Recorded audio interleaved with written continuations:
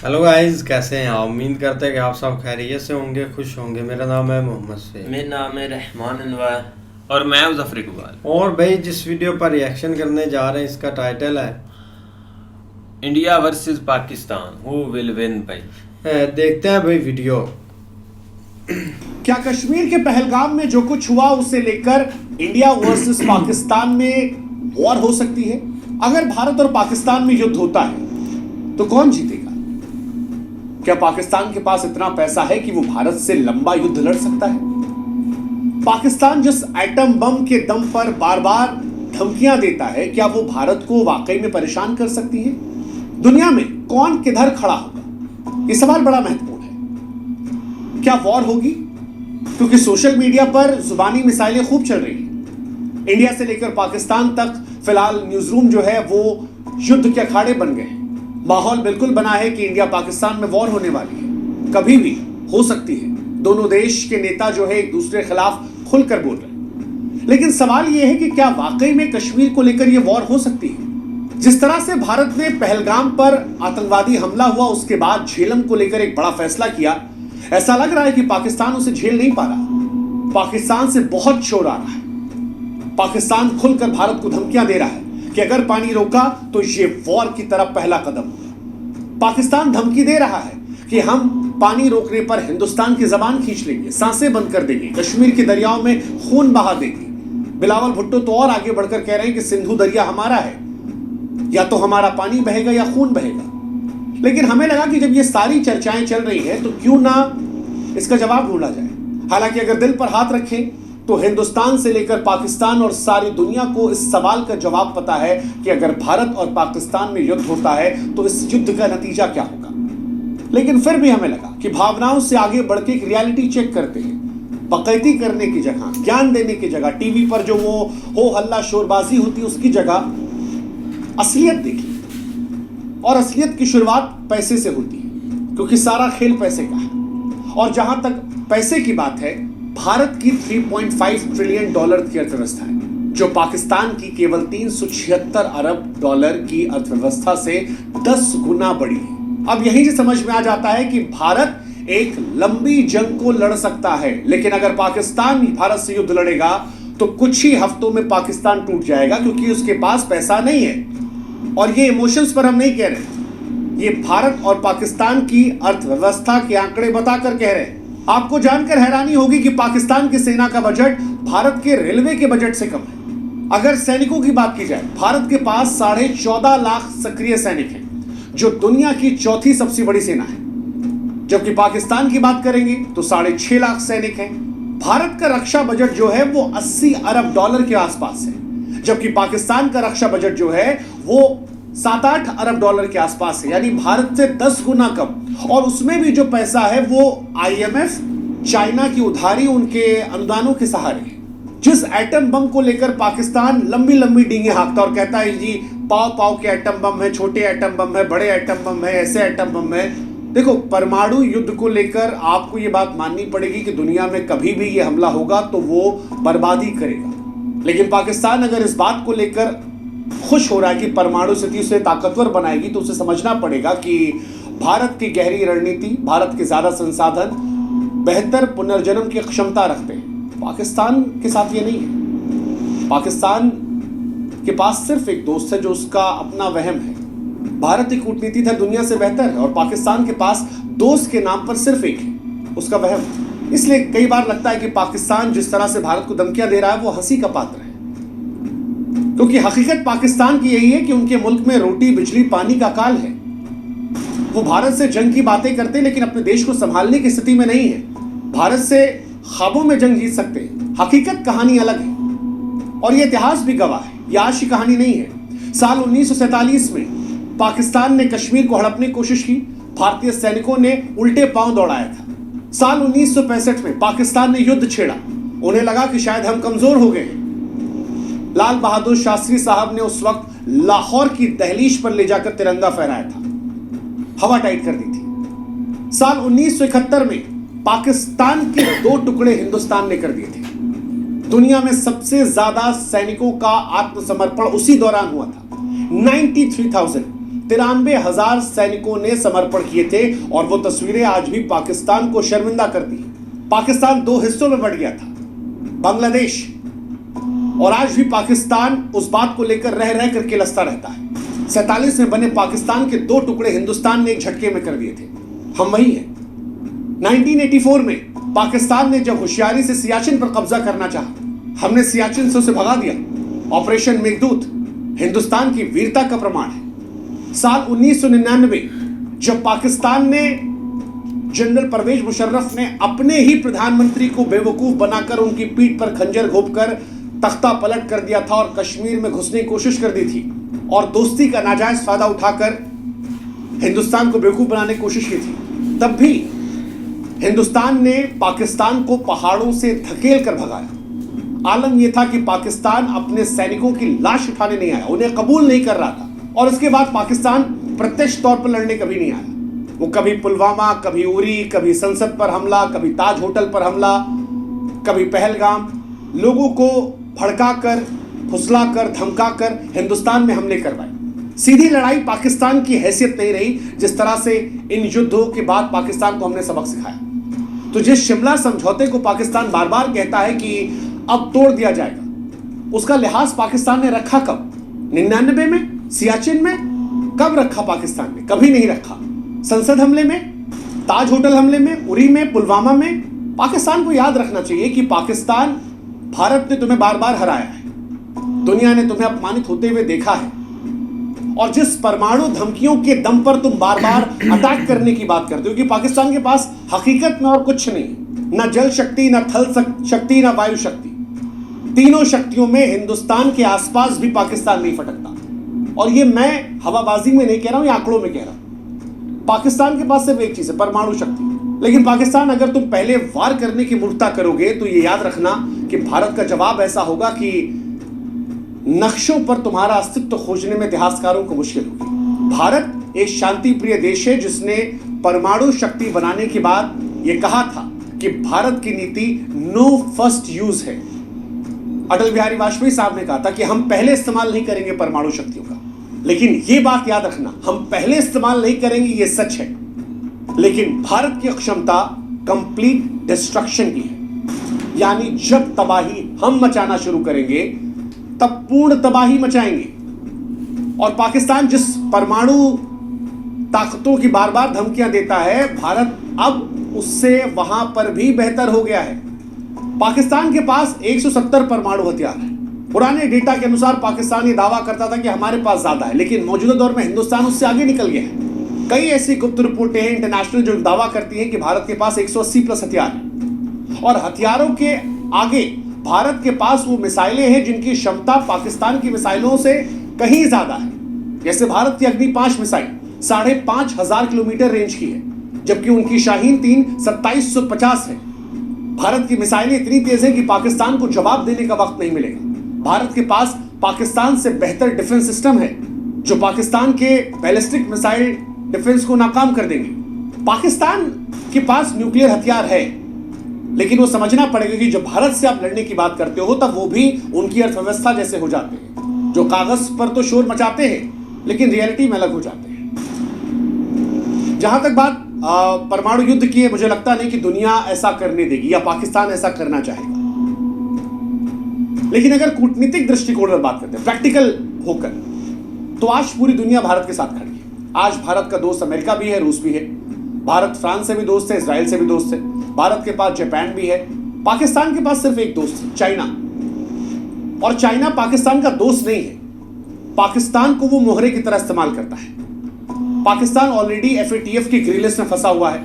अंतर्राष्ट्रीय समुदाय के लिए इसे आतंकवादी देश मनाता है। चाइना उसे जैसे तैसे बचाता है। चाइना इस युद्ध के बहाने अपने 4 काम और करवा लेगा। वैश्विक मंचों पर पाकिस्तान अलग थलग है। दुनिया में पाकिस्तान की इमेज जो है वो एक आतंकवादी देश की, और ये बात दुनिया जानती है। जैसे तैसे चाइना के वीटो से हर बार वो ग्रे लिस्ट में बच जाता है, और चाइना खुद अमेरिका के साथ उलझा पड़ा है। रूस हमारा नया दोस्त है। अब वो दौर भी निकल गया जब पाकिस्तान के साथ अमेरिका दिया करता था, और जब देता भी था अमेरिका साथ, तब भी कुछ उखाड़ नहीं पाया था पाकिस्तान। आप याद करो, 71 की लड़ाई में अमेरिका ने पाकिस्तान का साथ दिया था। अमेरिका ने भारत को धमकियां दी थी कि भारत पर वो हमला कर देगा, लेकिन उसके बावजूद भारत ने ना सिर्फ पाकिस्तान को हराया, 93,000 सैनिकों का आत्मसमर्पण करवाया, बल्कि पाकिस्तान के 2 टुकड़े भी करवाए। And that is reality of Pakistan. ये भारत की रियलिटी है। सबसे बड़ी बात, जिस कश्मीर में पाकिस्तान को लेकर आवाजें उठने लगी थी, इस घटना के बाद उस कश्मीर ने भी पाकिस्तान को अलग थलग कर दिया। कश्मीरी भी इस बार खुलकर कह रहे हैं कि भाई साहब, हम तुम्हारे साथ नहीं है, तुम्हारे साथ रहकर हमें मिला क्या? तुम्हारे पास जो कश्मीर का हिस्सा है वहां कौवा नहीं आता, हमारे यहां कम से कम लोग तो आ रहे हैं। वो जो होटल दिल्ली में 10,000 का मिलता है, वो कश्मीर में 20-22,000 का मिल रहा है। इतनी भीड़ वहां पर है। ये जो कश्मीरी लोग आज मस्जिदों में हिंदुस्तान के समर्थन की बात कर रहे हैं, जो घटना हुई है पहलगाम में उसका विरोध कर रहे हैं, सड़कों पर भारत का तिरंगा लेकर उतर रहे हैं, ये इसलिए उतर रहे हैं क्योंकि इनकी जिंदगी भारत के साथ बेहतर हुई है। और कश्मीरी भी ये बात जानता है। तो जो लोकल सपोर्ट की आप उम्मीद कर रहे थे, वो भी आपको नहीं मिलने वाला। ये 2-4 छुटपुटियां लाकर अगर आप सोच रहे हैं कि आप जंग जीतेंगे, तो आप होशियार हो जाइए। और अगर ये पैमाना है, तो आपके यहां भी जानते हैं आप क्या कहानी है। पाकिस्तान के अंदर विरोधाभास कितना है। हकीकत यही है कि आज दुनिया भारत को एक उभरती महाशक्ति के तौर पर देखती है। Bharat quad, BRICS, G20, SCO जैसे वैश्विक मंचों पर नेतृत्व कर रहा है। पाकिस्तान की हैसियत है कि FATF के ग्रे लिस्ट में फंसा हुआ है, आतंक का पनाहगार और दुनिया में अलग थलग। अगर पाकिस्तान युद्ध का सोच रहा है, तो पाकिस्तान को समझना पड़ेगा कि लंबे युद्ध के लिए पैसा, संसाधन, सैनिक या रणनीति चाहिए, जो उसके पास नहीं है। कुछ ही हफ्तों में पाकिस्तान की सैन्य ताकत खत्म हो जाएगी, लेकिन भारत पाकिस्तान के मुकाबले कहीं बेहतर संसाधन में है, कहीं बेहतर सैन्य में है, रणनीति में है, वैश्विक समर्थन है, आर्थिक मजबूती है। ये भारत की कहानी है। और अगर इसके आगे मामला बढ़ता है परमाणु हथियार के गलत इस्तेमाल का, तो जैसा हमने पहले भी कहा कि इतिहासकारों को पाकिस्तान के नक्शे को खोजने के लिए संघर्ष करना पड़ेगा। भारत को नुकसान होगा, हो सकता है हमारा आधा शरीर छलनी हो जाए, लेकिन पाकिस्तान को कोई ढूंढ नहीं पाएगा, ये गारंटी है। और पिछले लड़ाई इसके सबूत है, चाहे वो 71 की लड़ाई हो 2 टुकड़ों में बांटने की, करगिल की लड़ाई हो, बालाकोट का जवाब जिस तरह हमने दिया, पुलवामा हमले का जवाब, ये पाकिस्तान को याद रखना चाहिए। 12 दिन के अंदर आतंक के तमाम अड्डों को नेस्तनाबूद कर दिया था, F-16 गिरा दिया था।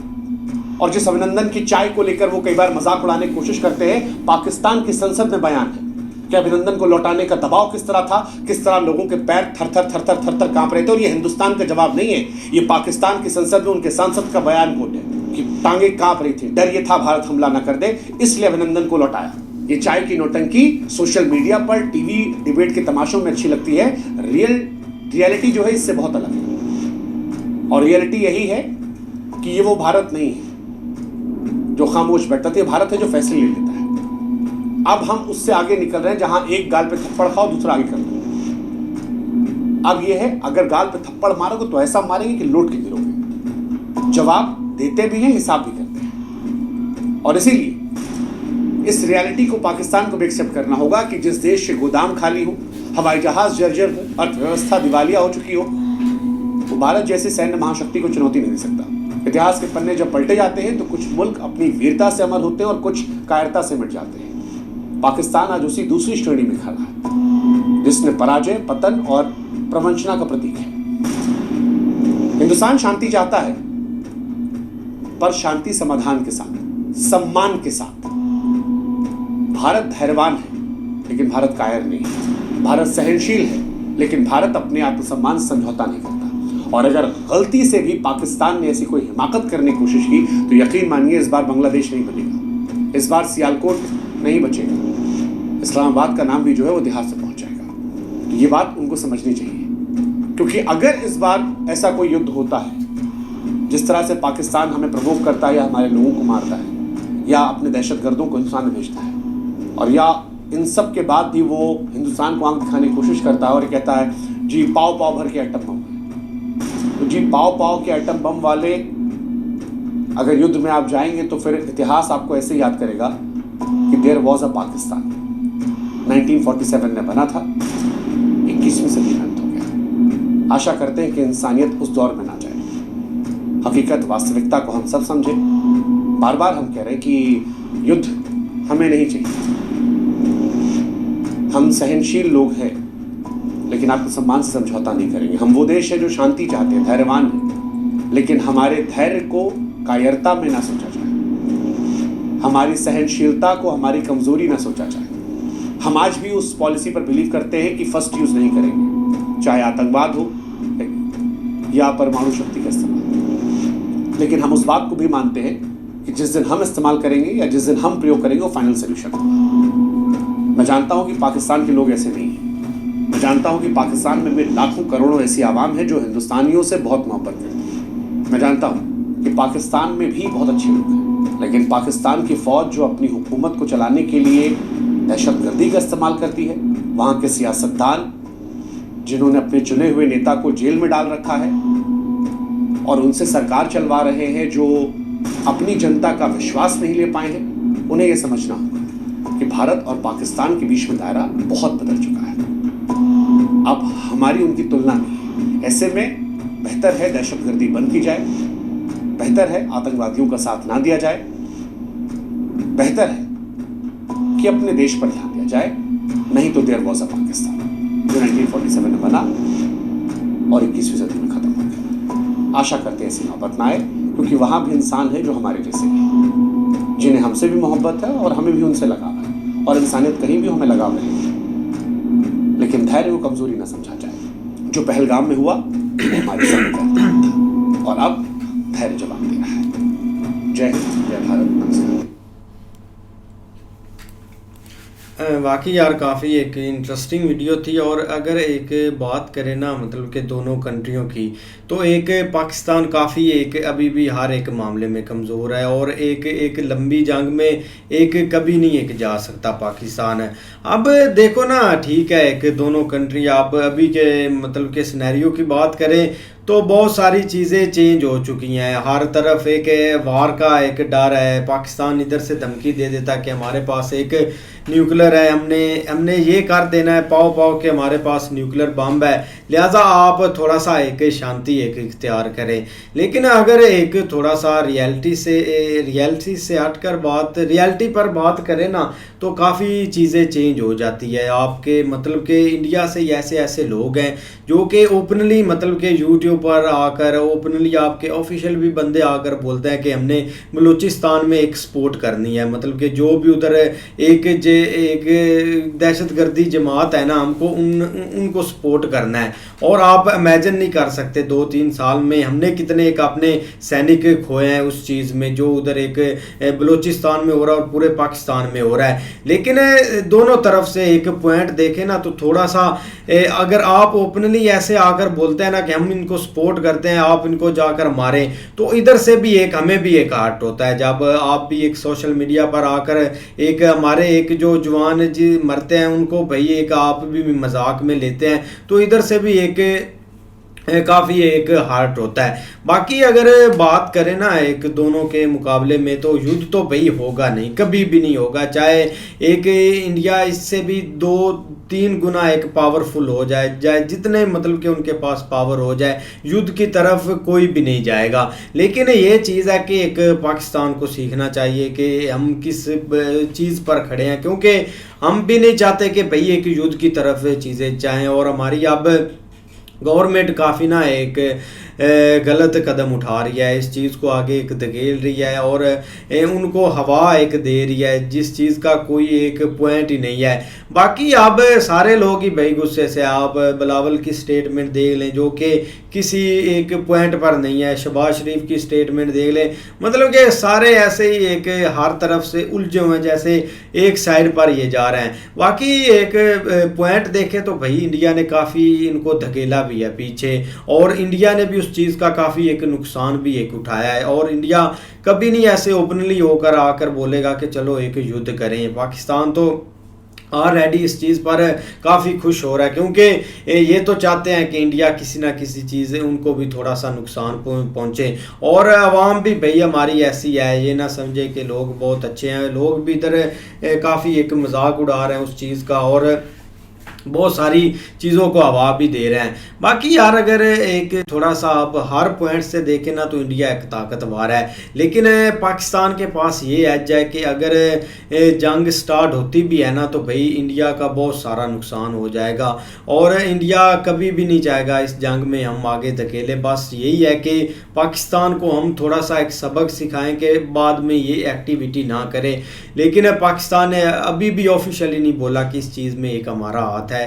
अब देखो आगे के नेक्स्ट क्या होता है, लेकिन जंग का भाई माहौल है, होनी नहीं है। ऐसे लोग अब थोड़ा सा सोशल मीडिया पर है, बाकी आप देखो आगे क्या होता है। बिल्कुल एक जंग की बात करें तो वो सर ने बताया भी है कि जो एक सोशल मीडिया या न्यूज़ है ना, न्यूज़ चैनल है वो भाई इधर भी मामला बहुत गर्म करके उन्होंने रखा हुआ है, उधर भी मतलब उन्होंने ऐसे माहौल बनाया हुआ है अब शाम को जंग हो जाएगी, अभी हो जाए, अभी नहीं तो इधर से भाई जहाज उड़ ही गए हैं, ऐसे करके वो एक उन्होंने न्यूज़ पे ना माहौल बनाया हुआ है इतना गुस्से से। एक भाई अंदर लोगों के अंदर गुस्सा भरा हुआ है, न्यूज़ एंकर जो है भाई और ऐसे सामने बोल रहे हैं कि भाई उधर से आप करें, इधर बोलते हैं इधर से आप करें, मतलब ऐसा माहौल बना। लेकिन एक रियलिटी है ना वो बहुत अलग है, मतलब दोनों के पास है भाई न्यूक्लियर, तो जिसकी वजह से ना अगर इंडिया करता है तो भी नुकसान है, अगर पाकिस्तान करता है तो भी नुकसान है, उसमें से एक भी यूज़ करें तो वो बहुत एक मुश्किल होगा। लेकिन ये कि जंग स्टार्ट होती है तो सही बात है, एक इंडिया की इकॉनमी की बात करें तो वो भाई 3 ट्रिलियन से ज़्यादा है और हमारी भाई 300 पर भी नहीं एक जा पाती, मतलब मिलियन इतने भी नहीं जा पाती।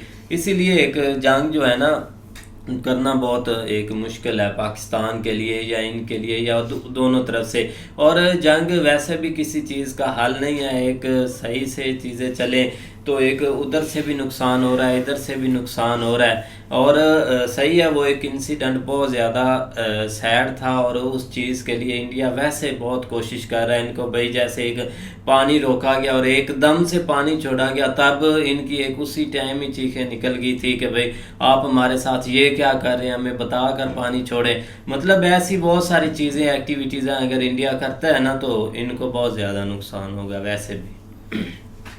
नहीं बिल्कुल ऐसे ही है यार, हम तो पहले या हमेशा से ही कहते आ रहे हैं कि हमारे लोगों को जस्ट जो है ना भाई जो भी मतलब एक सोशल मीडिया पे बैठे हैं दोनों साइडों के ऊपर, उनको यही लग रहा है कि ये एक छोटा सा खेल है, एक 2-3 दिन के लिए ये चलना है, उसके बाद फाइनल रिजल्ट सामने आ जाने हैं और एक जो है ना वो विन एक बंदा डिसाइड हो जाएगा या एक जो है ना वो मतलब हार जाएगा। तो ये चीज़ें इनके लिए एक छोटी मोटी एक लग रही है। लेकिन हमारे सामने भाई 2 ऐसे युद्ध जो है ना वो अभी तक स्टार्ट हैं, जिनको जो है ना वो सालों साल लग चुके हैं और अभी तक वो थमने का नाम नहीं ले रहा है। और आए दिन कोई ना कोई कैजुअलिटीज़ हमारे सामने आ रही हैं। आप एक रशिया यूक्रेन को देख लें, कब से वो स्टार्ट हुए हुए हैं और सेम टू सेम अब हमास का चाहे वो जैसे भी है वो एक हमास इसराइल का सीन चल रहा है, लेकिन वो अभी भी स्टॉप नहीं हो रहा। तो ये है कि यूक्रेन की बात करें तो उधर तो भाई पूरा एक वर्ल्ड कंट्रीज जो है ना वो एक साइड के ऊपर होके तो, और रशिया जो है ना उसके साथ 1-2 और कंट्री मिलके